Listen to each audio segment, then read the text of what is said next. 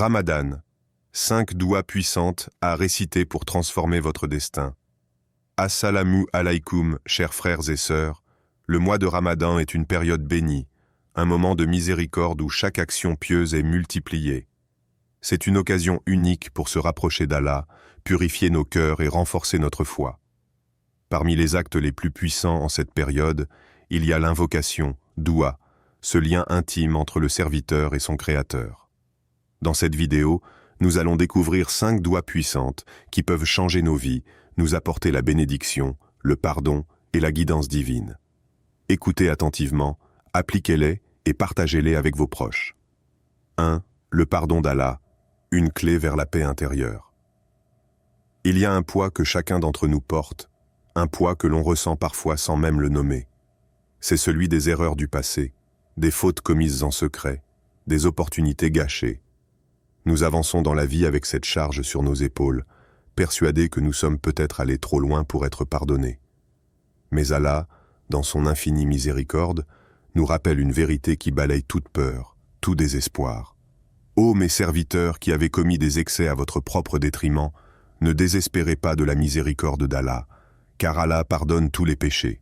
Sourate Az-Zumar 39-53. Tous les péchés. Pas certains, pas quelques-uns, tous. Ramadan est ce moment où les portes de la miséricorde divine sont grandes ouvertes. Un mois où chaque nuit, Allah descend au dernier ciel et appelle ses serviteurs. Qui m'invoque, afin que je l'exauce?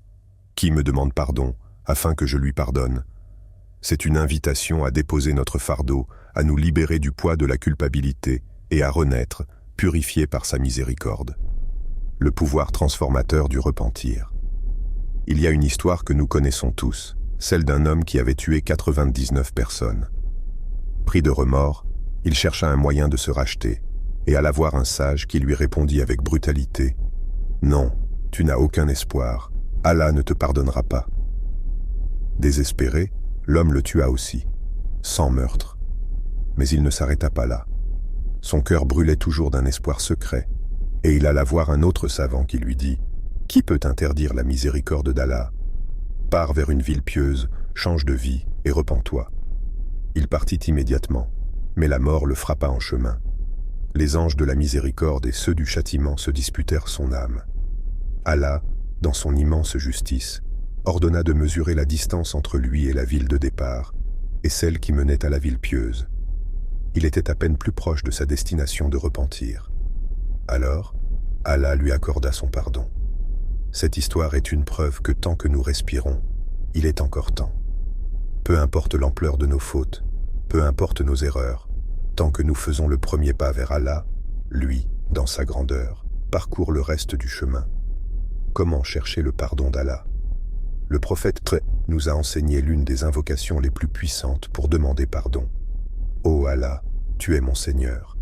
Nul autre que toi ne mérite d'être adoré. Tu m'as créé et je suis ton serviteur. Pardonne-moi, car nul autre que toi ne pardonne les péchés. Cette supplication, connue sous le nom de Sayyidul Istighfar, est un trésor. Celui qui la récite avec conviction au matin et au soir, en ayant foi en Allah, aura tous ses péchés effacés, même s'ils sont aussi nombreux que l'écume de la mer. Mais il ne suffit pas de réciter des mots. Le vrai repentir, l'istighfar sincère, repose sur 3 piliers. 1. Regretter sincèrement nos fautes. 2. Arrêter immédiatement ce qui nous éloigne d'Allah. 3. Prendre la ferme résolution de ne pas y retourner. Celui qui applique ces 3 principes sera pardonné, même s'il avait péché toute sa vie. Le meilleur moment pour demander pardon. Durant Ramadan, il y a des moments où nos invocations ont plus de chances d'être exaucées. Au dernier tiers de la nuit, c'est un moment privilégié où Allah descend au dernier ciel et répond aux prières de ses serviteurs. Juste avant l'aube, suhur. Les vrais croyants sont décrits dans le Coran comme ceux qui, à la fin de la nuit, demandent pardon à Allah, sourate Ad-Dariyat 51-18. Lors de la rupture du jeûne, iftar. Un hadith nous enseigne que l'invocation du jeûneur à l'heure de l'iftar n'est jamais rejetée. C'est à ces moments-là qu'il faut ouvrir son cœur, se tourner humblement vers Allah et lui demander pardon avec des larmes de sincérité. Les fruits du pardon. L'istighfar ne nous débarrasse pas seulement des péchés. Il ouvre les portes du bien-être, de la prospérité et de la sérénité. Allah nous donne une promesse dans le Coran. Implorez le pardon de votre Seigneur. Il vous enverra du ciel des pluies abondantes. Il vous accordera des richesses et des enfants, et il vous donnera des jardins et des rivières. Sourate Nuh 71-12. Le pardon attire les bénédictions. Un cœur purifié reçoit plus de lumière et de paix.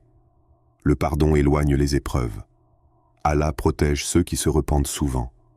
Le pardon apporte la tranquillité intérieure. Plus besoin de porter le poids du passé, car Allah efface nos erreurs comme si elles n'avaient jamais existé. Et toi, vas-tu répondre à l'appel d'Allah? Imagine un instant. Si Allah ouvrait aujourd'hui le livre de tes actions, serais-tu prêt à l'assumer? Ou préférerais-tu qu'il t'accorde une nouvelle chance, une page blanche? Ramadan est cette occasion, cette porte ouverte vers un nouveau départ. Ne laisse pas une nuit passer sans demander pardon. Ne termine pas un jour sans réciter Astaghfirullah avec sincérité. Car à la fin, ceux qui demandent pardon sont ceux qui réussiront vraiment. Et hâtez-vous vers le pardon de votre Seigneur et un paradis aussi vaste que les cieux et la terre, préparé pour les pieux. Sourate Al-Imran 333. Il est temps. Il est toujours temps. Astaghfirullah. Astaghfirullah. Astaghfirullah. 2. La lumière d'Allah. Une boussole dans l'obscurité. Il y a des moments où la vie nous semble floue, incertaine. On avance sans repère, cherchant une direction dans l'obscurité du doute et des épreuves. Dans ces instants, une seule chose peut éclairer notre chemin, la guidance d'Allah. Comme un voyageur perdu au milieu du désert, l'être humain a besoin d'une boussole. Et cette boussole, c'est la lumière divine, celle qui éclaire l'âme, purifie le cœur et nous conduit vers ce qui est juste. Allah nous enseigne cette prière essentielle dans le Coran. Guide-nous sur le droit chemin, le chemin de ceux que tu as comblés de tes bienfaits. Sourate Al-Fatiha 1-6-7. Nous récitons cette demande à chaque prière, mais avons-nous réellement conscience de son poids?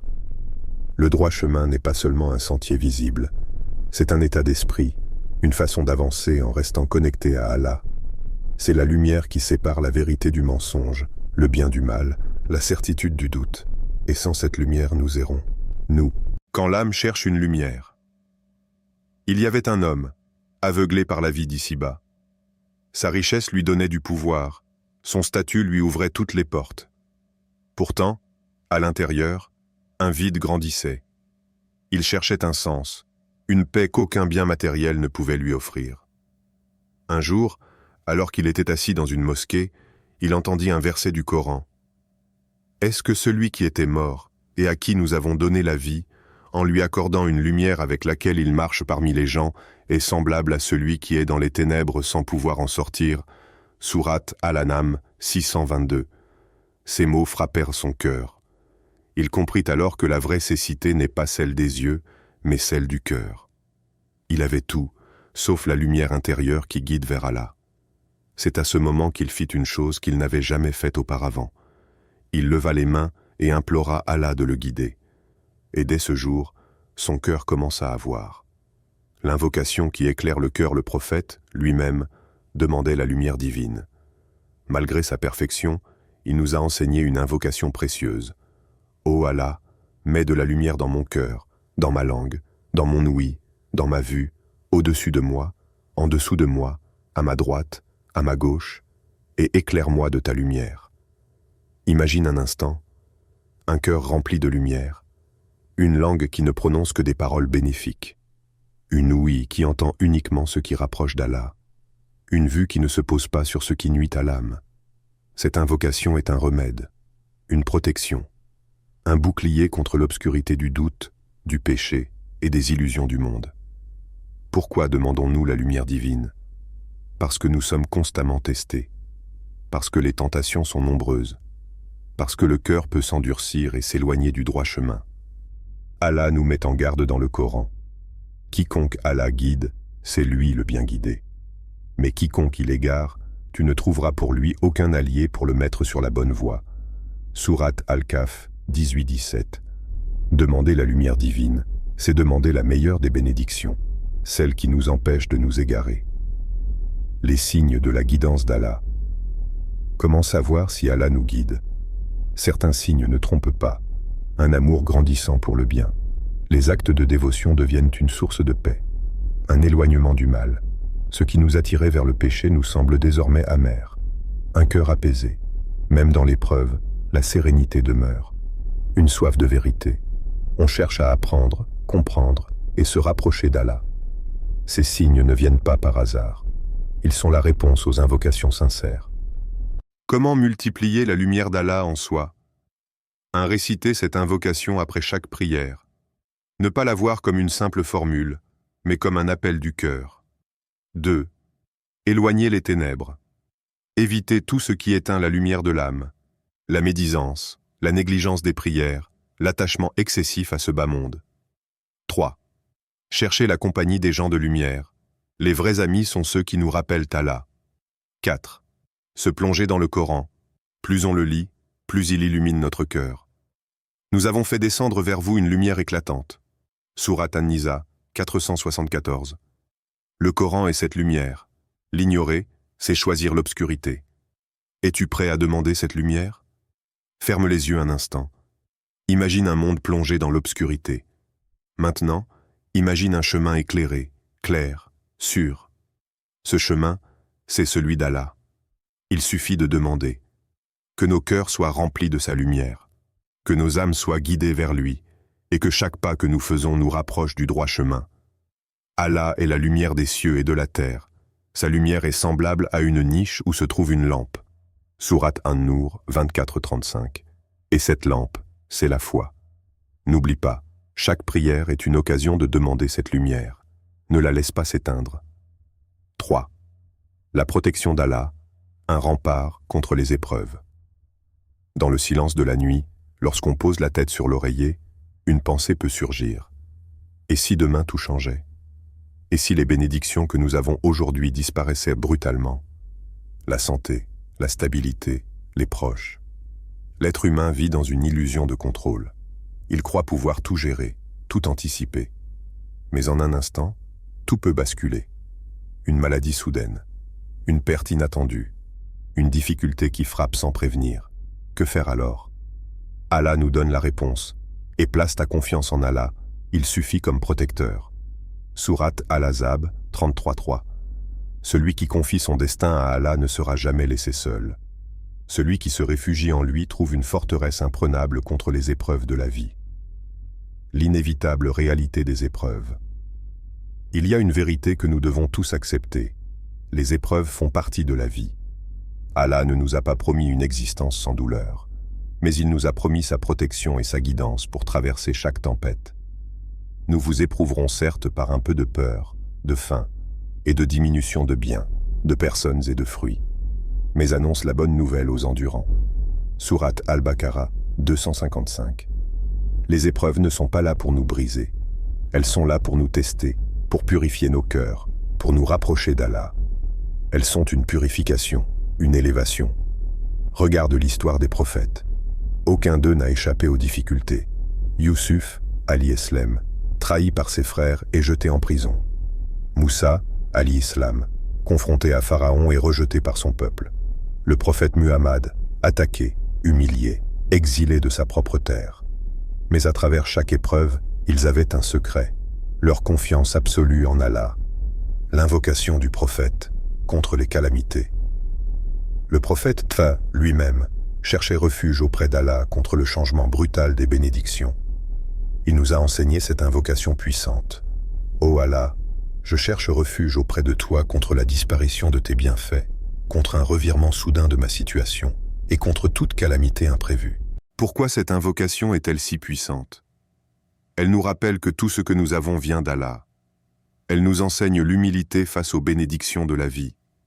Elle nous protège contre les épreuves inattendues qui pourraient nous briser. Le danger, c'est de croire que nos bénédictions sont éternelles, que la santé est un droit, que l'aisance est acquise, que l'amour de nos proches ne peut disparaître. Mais combien de personnes, hier encore heureuses, se retrouvent aujourd'hui dans la douleur et le manque? C'est pourquoi cette invocation doit être une habitude quotidienne. Chaque matin, chaque soir, demandons à Allah de préserver nos bienfaits et de nous protéger du malheur. Les épreuves. cache parfois un bien. Il y a un paradoxe dans les épreuves. Elles nous semblent terribles sur le moment, mais avec le recul, on réalise souvent qu'elles ont été une porte vers quelque chose de meilleur. Il se peut que vous détestiez une chose alors qu'elle est un bien pour vous, et il se peut que vous aimiez une chose alors qu'elle est un mal pour vous. Allah sait, tandis que vous ne savez pas. Sourate Al-Baqarah 2:216. Perdre un emploi peut mener à une opportunité inattendue. Une déception peut nous rapprocher d'Allah. Une maladie peut nous réveiller spirituellement. Ce que nous voyons comme une punition est parfois un appel à revenir vers Allah, à revoir nos priorités, à nous purifier. Comment se protéger spirituellement? Si nous voulons être à l'abri du mal, nous devons renforcer notre protection spirituelle. Multiplier cette invocation matin et soir. Réciter Ayat al-Kursi après chaque prière, une barrière invisible contre le mal. Réciter les 3 sourates de protection, Al-Ikhlas, Al-Falaq, An-Nas, matin et soir. Faire confiance en Allah. Tawakkul signifie s'abandonner à lui tout en faisant les causes nécessaires. Et quiconque place sa confiance en Allah, il lui suffit. Sourate At-Talaq 65:3.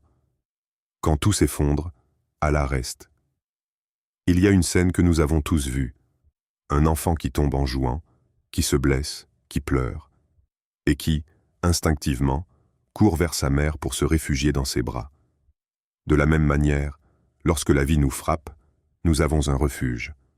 Allah. Quand tout s'écroule, quand la douleur est trop forte, quand la peur nous envahit, il suffit d'un mot, Ya Allah, protège-moi. Et en un instant, il est là. Il apaise, il réconforte, il guide.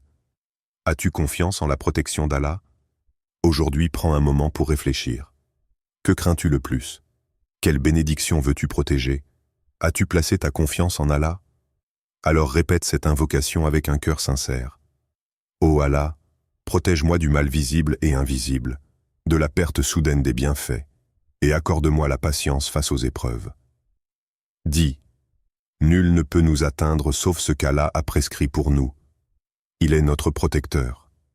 C'est en Allah que les croyants doivent placer leur confiance. Sourate At-Tawbah 9:51. Que cette prière soit ton armure. Que la confiance en Allah soit ton bouclier. Et que ta foi soit ta plus grande force. Récite cette invocation chaque jour. Partage-la avec tes proches. Et rappelle-toi que tant que tu es sous la protection d'Allah, rien ni personne ne pourra t'atteindre. 4. La famille. Un cadeau d'Allah à chérir et à protéger la famille. Elle est la première étreinte qui nous accueille dans ce monde, la première voix qui apaise nos pleurs, la première main qui nous guide lorsque nous apprenons à marcher. C'est auprès d'elle que nous vivons nos joies et affrontons nos peines. Mais avons-nous conscience de sa valeur? Allah nous rappelle que notre famille est une bénédiction précieuse, un dépôt dont nous sommes responsables. C'est pourquoi, en tant que croyants, nous ne devons jamais cesser de prier pour eux. Ô Seigneur, accorde-nous, en nos épouses et nos descendants, la joie des yeux, et fais de nous un modèle pour les pieux. Sourate Al-Furqan 25-74. La vraie réussite ne réside pas seulement dans ce que nous possédons, mais dans les liens que nous construisons et entretenons avec nos proches. Les liens du sang, une responsabilité sacrée. Imagine un arbre dont les racines sont profondément ancrées dans la terre. Tant que ces racines sont solides, il résiste aux tempêtes, aux saisons difficiles, aux vents violents. Notre famille, c'est cet arbre. Si nous entretenons nos liens, si nous nourrissons nos relations par l'amour et la prière, alors rien ne pourra nous briser. Mais que se passe-t-il si nous négligeons ces liens? Et craignez Allah en invoquant son nom lorsque vous vous demandez quelque chose les uns aux autres et respectez les liens de parenté. Certes, Allah vous observe parfaitement. Sourate An-Nisa 4:1. Couper les liens familiaux, c'est s'exposer à la perte des bénédictions. Le prophète a dit « Celui qui rompt les liens de parenté ne rentrera pas au paradis ». Rapporté par Al-Bukhari et Muslim. Il ne suffit donc pas de dire qu'on aime notre famille, il faut aussi prier pour eux, leur pardonner, être un soutien, même quand les disputes et les incompréhensions surgissent. L'invocation qui protège nos proches. Quand nous aimons quelqu'un, nous voulons le voir heureux, en bonne santé, préservé du mal. C'est pour cela que le prophète nous a enseigné cette invocation puissante. Ô Allah, protège ma famille et mes proches, bénis leur subsistance, guide-les sur le droit chemin et pardonne-leur leurs péchés. Demandez la protection d'Allah, car nous ne pouvons pas être derrière nos proches à chaque instant. Bénir leur subsistance, pour qu'ils ne manquent de rien, et qu'ils utilisent leur bien pour le bien. Demandez la guidance, car sans foi, la vie devient une errance. Priez pour leur pardon, car personne n'est parfait et chacun a besoin de la miséricorde divine. Cette invocation est un cadeau invisible que nous leur offrons, un bouclier qui les accompagne partout où ils vont. L'impact caché de nos doigts pour nos proches. Il y a une histoire qui illustre la force d'une invocation sincère. Un homme pieux priait chaque jour pour son fils, demandant à Allah de le guider, de l'éloigner des mauvaises influences et de lui accorder une foi solide. Mais son fils, rebelle et insouciant, ne voulait rien savoir de la religion. Les années passèrent. Le père continua ses supplications sans jamais perdre espoir. Un jour, ce fils, désormais adulte, se retrouva perdu dans la vie. Fatigué, épuisé par ses propres erreurs, il tomba sur un Coran que son père lui avait offert des années plus tôt. En l'ouvrant, il trouva un mot de son père « Mon fils, chaque jour j'ai prié pour toi. Que ce livre soit ta lumière lorsque tu chercheras ton chemin. » Ce fut un électrochoc. Ce jour-là, il fit ses premières prières et Allah ouvrit son cœur. N'est-ce pas par le rappel d'Allah que les cœurs s'apaisent? Sourate Ar-Ra'd, 13h28. Nos invocations pour nos proches ne sont jamais perdues. Même si nous ne voyons pas de résultats immédiats, elles agissent en silence à des moments où ils en ont le plus besoin. Quand et comment prier pour nos proches? Après chaque prière, prenons l'habitude de dire cette invocation après chaque salat.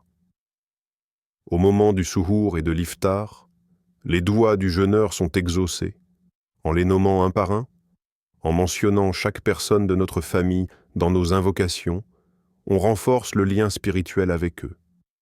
Avec sincérité, un cœur sincère touche le trône d'Allah. L'invocation d'un parent en faveur de son enfant est exaucée, rapportée par Ibn Majah. Alors, pourquoi ne pas en faire une habitude quotidienne?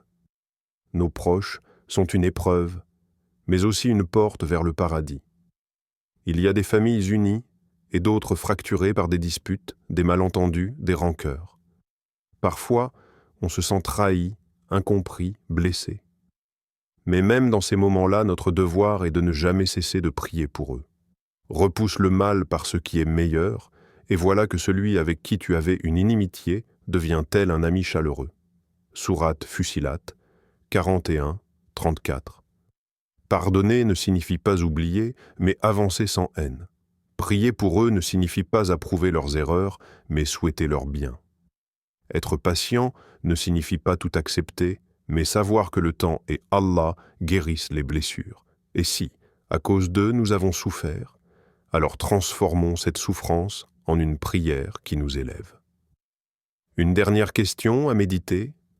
Si aujourd'hui était ton dernier jour sur terre, quelles seraient tes dernières invocations pour ta famille? Ne laissons pas le temps passer sans prier pour ceux que nous aimons. Ô Allah, fais de nos familles une source de paix, de foi et d'amour. Garde-les sous ta protection et réunis-nous tous sous ton ombre le jour où il n'y aura d'ombre que la tienne. Le jour où ni les biens ni les enfants ne seront d'aucune utilité, sauf celui qui vient à Allah avec un cœur pur.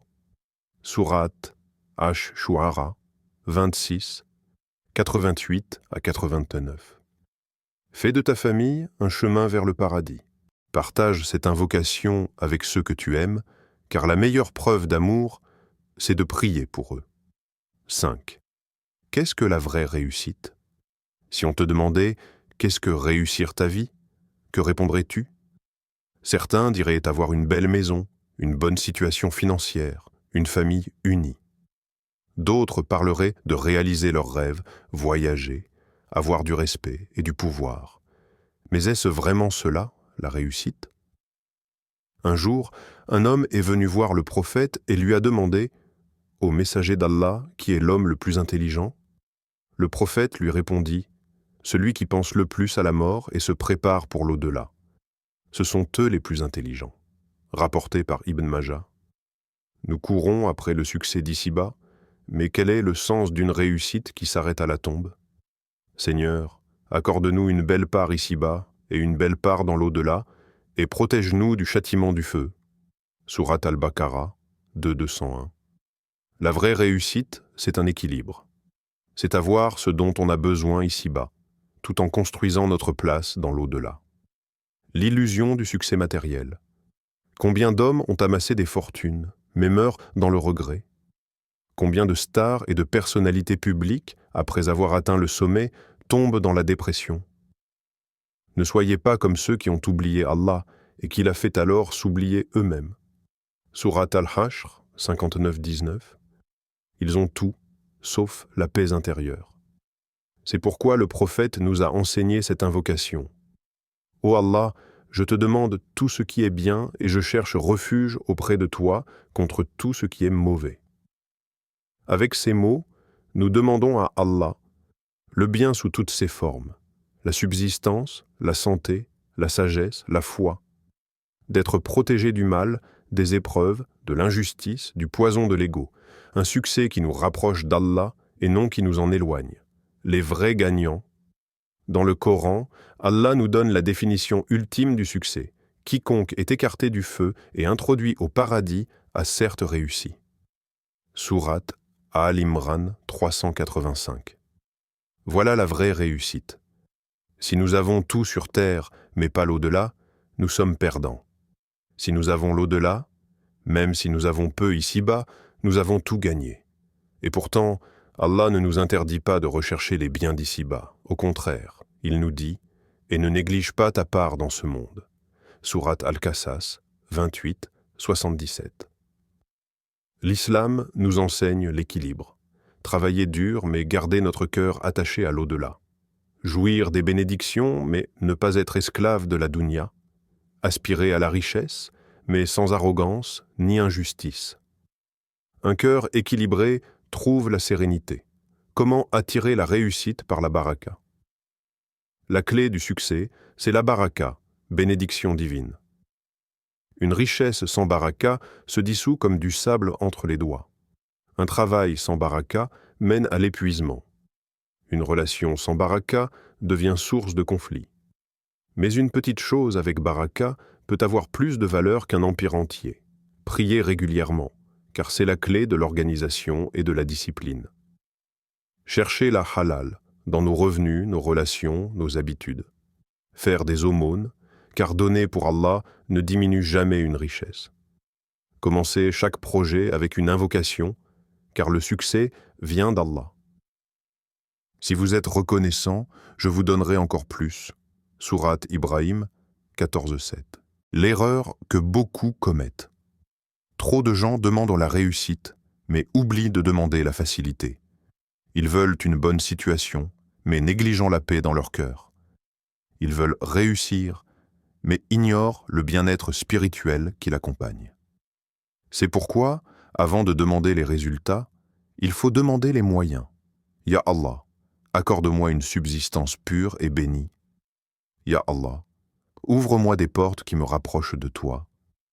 Ya Allah, donne-moi une réussite qui apaise mon cœur et mon âme. La doua, qui peut changer ta vie. Maintenant, ferme les yeux un instant. Imagine-toi dans quelques années. Tu as tout ce dont tu as besoin. Une paix intérieure solide. Une famille unie. Une situation stable et bénie. Une relation forte avec Allah. Tout commence par une invocation sincère. Alors, dis ces mots avec conviction. Ô Allah, ouvre-moi les portes de la réussite, bénis ma subsistance, protège mon cœur du mal, et accorde-moi une place auprès de toi dans l'au-delà. Et dis, Seigneur, accorde-moi une issue favorable dans toutes choses. Sourate Al-Isra 17-80. La réussite est entre ses mains. Fais-lui confiance et observe comment ta vie change. Un conseil, Récite cette invocation après chaque prière et avant de commencer un projet. La baraka viendra. Et surtout, ne cours pas après la réussite. Laisse Allah l'amener à toi. Prière. Le Ramadan est une opportunité précieuse pour se rapprocher d'Allah et transformer nos vies. Multiplions les invocations, purifions nos cœurs et faisons confiance en la miséricorde divine. Prière finale. Ô Allah, accepte nos invocations, pardonne nos péchés, éclaire nos cœurs, protège-nous et guide-nous sur le droit chemin. Fais de nous des serviteurs sincères et accorde-nous le succès ici-bas et dans l'au-delà. Amin. N'oubliez pas, partagez cette vidéo avec vos proches, likez et abonnez-vous pour plus de contenu spirituel. Qu'Allah vous bénisse en ce mois béni de Ramadan.